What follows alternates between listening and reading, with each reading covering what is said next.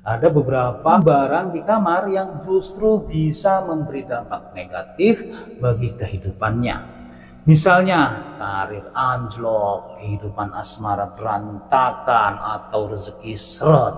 Oleh karena itu, kita perlu membersihkan atau memindahkan barang di kamar yang bisa mendatangkan petaka yang membuat rezeki menjadi seret.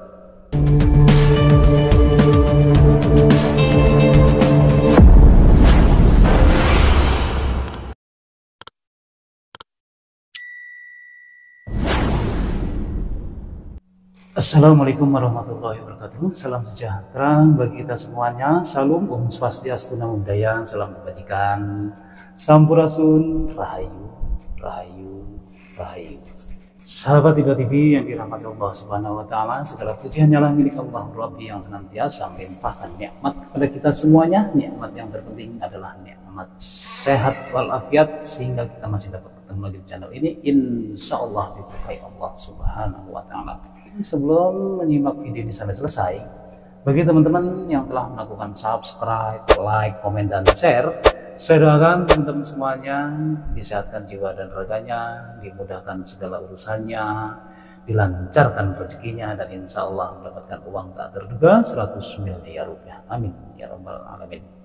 Dalam primbon Jawa dan Feng Shui, ada beberapa benda yang dipercaya dapat memberikan efek buruk dan negatif bila ditempatkan di rumah atau di kamar.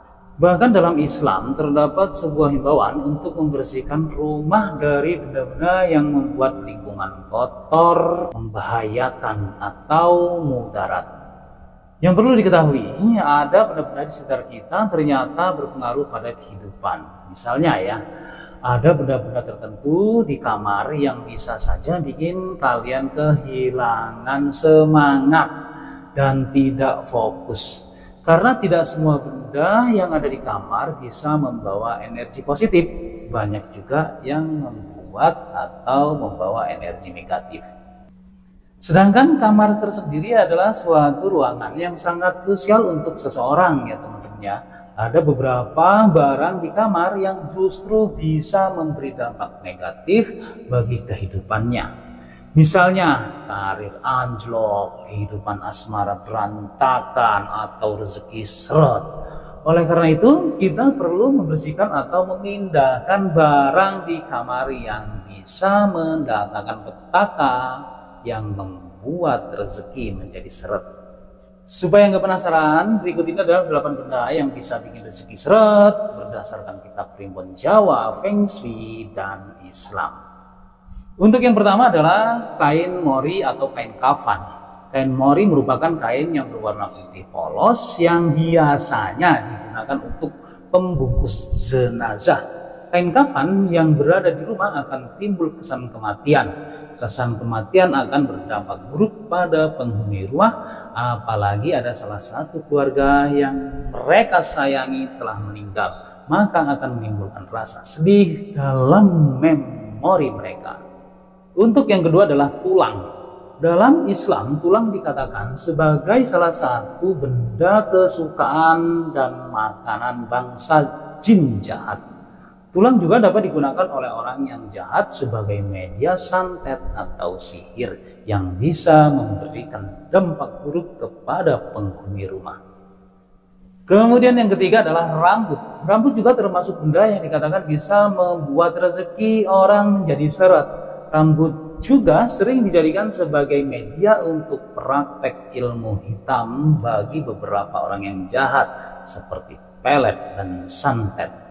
Selain itu juga bila rambut tertiup angin dan masuk pada makanan, maka akan menghilangkan selera makan bagi yang melihatnya. Akan timbul rasa tidak enak, bahkan menghilangkan nafsu makan. Kemudian yang keempat adalah pecahan beling dan paku yang telah usang atau paku berkarat.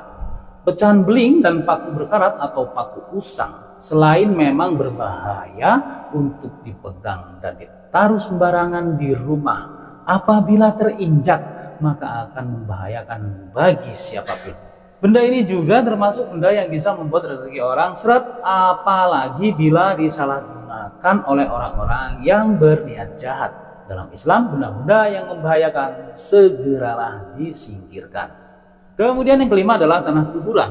Tanah kuburan akan terdengar seram ya, tapi nyatanya benda inilah yang paling berbahaya dan banyak digunakan sebagai media ilmu hitam untuk memberikan dampak buruk kepada seseorang yang dibencinya, seperti membuat rezeki mereka seret, dagangan sepi, dan kebangkrutan. Selanjutnya yang keenam adalah jam rusak. Dalam ilmu Feng Shui, jam rusak yang berada di rumah atau di ruangan tertentu itu mewakili kekacauan dalam hidup.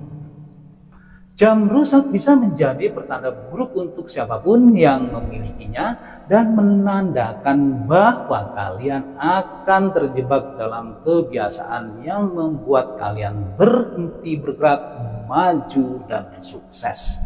Dalam pandangan Islam, jam rusak akan mempengaruhi tertibnya waktu dalam melaksanakan ibadah kepada Allah Subhanahu wa Ta'ala. Kemudian yang ketujuh adalah kalender lama. Banyak orang yang malas menggantikan kalender lama di kamar, membiarkan kalender tahun lalu masih terpajang di dinding atau meja kerja. Menaruh dan memajang kalender lama di rumah juga dianggap sebagai pembawa sial. Selain itu, kalender lama juga dapat menurunkan keberuntungan bagi penghuni rumah. Menurut Feng Shui, menyimpan dan menaruh kalender lama di rumah dipercaya dapat membatasi kemakmuran serta kesejahteraan. Kalender lama juga berhubungan dengan umur seseorang. Bahkan ada kalender lama dipercaya seseorang yang ada di rumah tersebut akan memiliki umur yang pendek atau pergi meninggalkan rumah kalian. Yang kedelapan adalah sapu tua. Sapu yang sudah tua meski masih dapat digunakan, tapi bila sapu yang kalian miliki telah usang, sebaiknya segera diganti dengan yang baru. Karena sapu tua dianggap sebagai pembawa kesialan.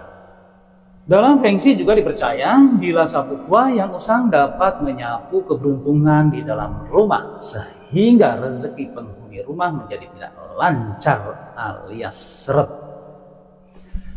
Oke teman-teman, demikianlah 8 benda yang membuat rezeki menjadi seret menurut primbon Jawa, Feng Shui, dan pandangan Islam. Terima kasih teman-teman semuanya telah menyimak video ini sampai selesai. Semoga bermanfaat untuk kita semuanya, khususnya bagi diri pribadi saya. Kebenaran itu datangnya hanya dari Allah Subhanahu wa Ta'ala, sedangkan kesalahan merupakan kehilapan diri pribadi saya dalam menyampaikan informasi ini. Untuk itu, mohon maaf atas segala kehilapan dan kekurangan. Jangan lupa ya teman-teman ya, sedekahkan, subscribe kalian, semoga menjadi ladang amal jariah buat kalian semuanya. Sampai ketemu lagi dengan saya di video saya selanjutnya. Wallahul muwaffiq ila aqwamit thoriq. Wassalamualaikum warahmatullahi wabarakatuh.